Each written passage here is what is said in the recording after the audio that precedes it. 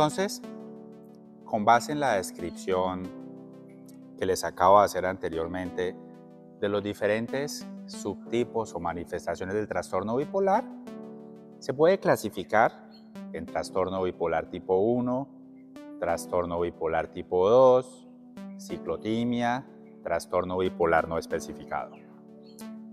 En el trastorno bipolar tipo 1 son personas que al menos una vez en la vida tienen que haber tenido un episodio de manía. No importa cuántos episodios de depresión hayan tenido.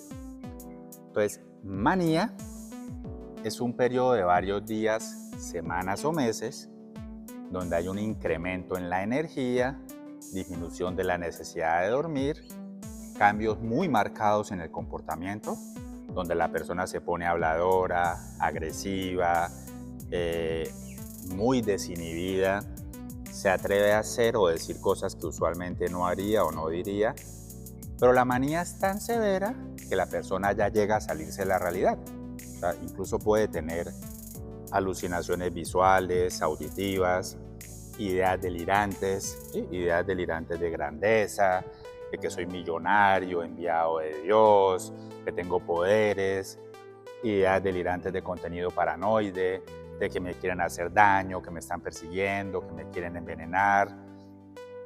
El episodio de manía es tan severo que es muy frecuente que sea necesaria la hospitalización. Es muy difícil manejar a una persona en un episodio de manía en casa, ya que generalmente no aceptan ni la enfermedad y mucho menos el tratamiento. Ese sería el trastorno bipolar tipo 1. El trastorno bipolar tipo 2 es una enfermedad que puede presentar episodios de depresión, episodios de hipomanía, pero nunca un episodio de manía. Pero tiene que presentar, aunque sea una vez en la vida, un episodio de hipomanía para llamarlo trastorno bipolar tipo 2. Entonces, la hipomanía también es un periodo de varios días, semanas o meses, generalmente son pocos días, donde comparando con como la persona usualmente siempre ha sido, duerme menos horas de lo usual, pero no se cansa, está más hablador, más optimista, más extrovertido, o está muy irritable, está un poco desinhibido, planes, proyectos, hace o dice cosas que normalmente no haría o no diría, pero no llega a salirse de la realidad, no llega a presentar síntomas psicóticos, a diferencia del trastorno bipolar tipo 1. Las ciclotimias son personas que tienen síntomas depresivos, síntomas de hipomanía, pero no alcanzan a tener un episodio de depresión ni un episodio de hipomanía. Y trastorno bipolar no especificado sería el resto. O sea, el resto es que muchas personas tienen muchos síntomas de depresión, irritabilidad, impulsividad, síntomas de ansiedad muy severos que no mejoran con ningún medicamento, sí, pero no alcanzan a cumplir los criterios específicos para alguno de los otros tipos de trastorno bipolar. Para fines prácticos, son diferentes caras de la misma moneda, diferentes caras del mismo problema y del mismo grupo de enfermedades. El trastorno bipolar tiene los siguientes problemas. Primero, al igual que muchos trastornos mentales, 60-70% de las personas no son diagnosticadas y no buscan ayuda. Segundo, hay muchos estudios que muestran que las personas con trastorno bipolar, cuando son diagnosticadas por primera vez, más de la mitad llevan en promedio 10 años con su enfermedad y la mitad por lo menos previamente han recibido otros diagnósticos, principalmente depresión, trastornos de ansiedad, trastornos de la conducta alimentaria. Y al haber recibido estos diagnósticos, es muy frecuente que hayan recibido tratamientos como antidepresivos, que hoy en día se sabe que incluso pueden empeorar la enfermedad.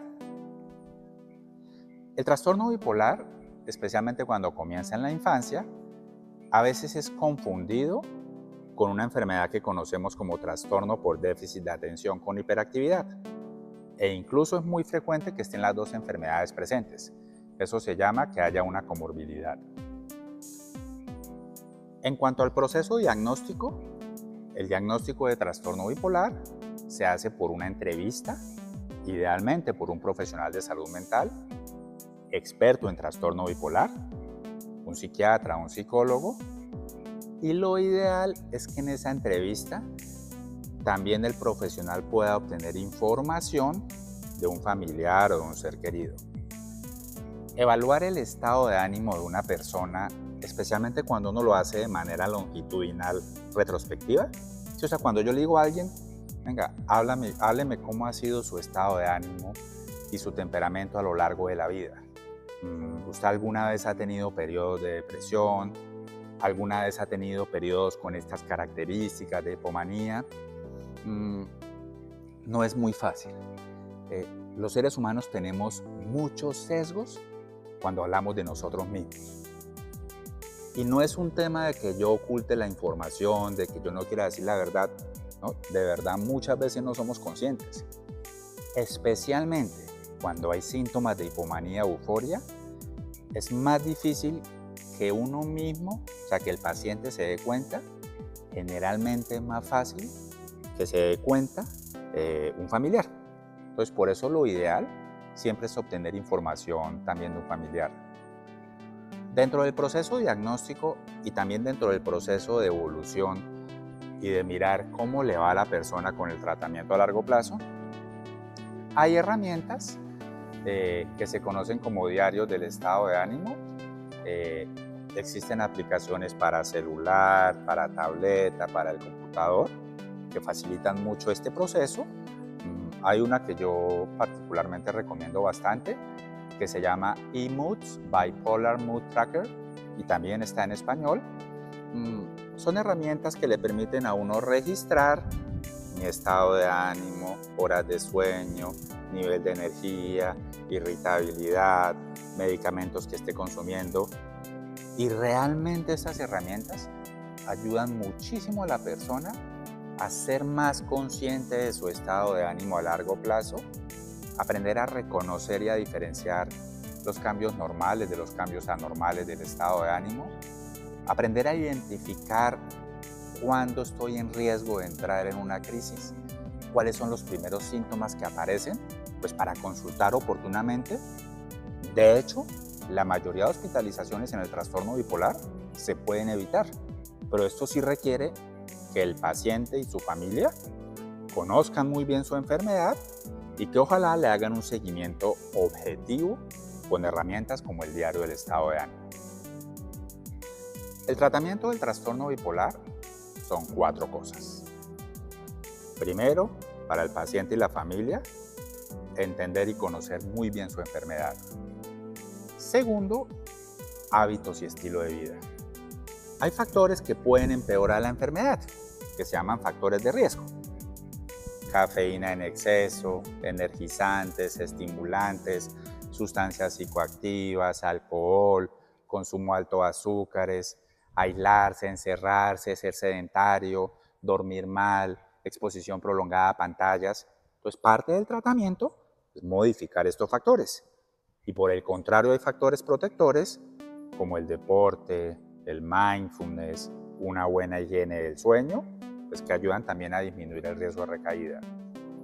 Lo tercero del tratamiento es la psicoterapia. La terapia psicológica del trastorno bipolar consiste principalmente en educar, entrenar, enseñar al paciente y a la familia en su enfermedad y en brindarle a la persona herramientas que le ayuden a gestionar el estrés, las emociones, la incertidumbre, los pensamientos. Ejemplo de esto es las intervenciones basadas en mindfulness y la terapia cognitivo-conductual. Y por último, el trastorno bipolar es una enfermedad que se trata con unos medicamentos que se llaman estabilizadores del ánimo.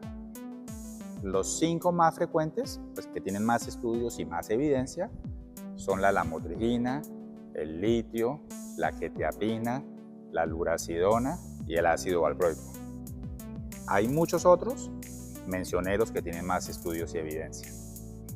Dentro del tratamiento farmacológico en general, siempre es mejor evitar el uso de antidepresivos. Incluso así la persona con trastorno bipolar está deprimida, generalmente los antidepresivos jamás se utilizan de primera línea y nunca se deben usar en monoterapia.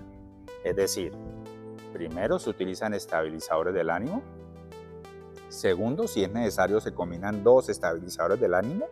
Bueno, y en última, si no es lo usual, uno puede usar un antidepresivo, generalmente combinado con estabilizadores del ánimo. ¿Por qué razón es esto?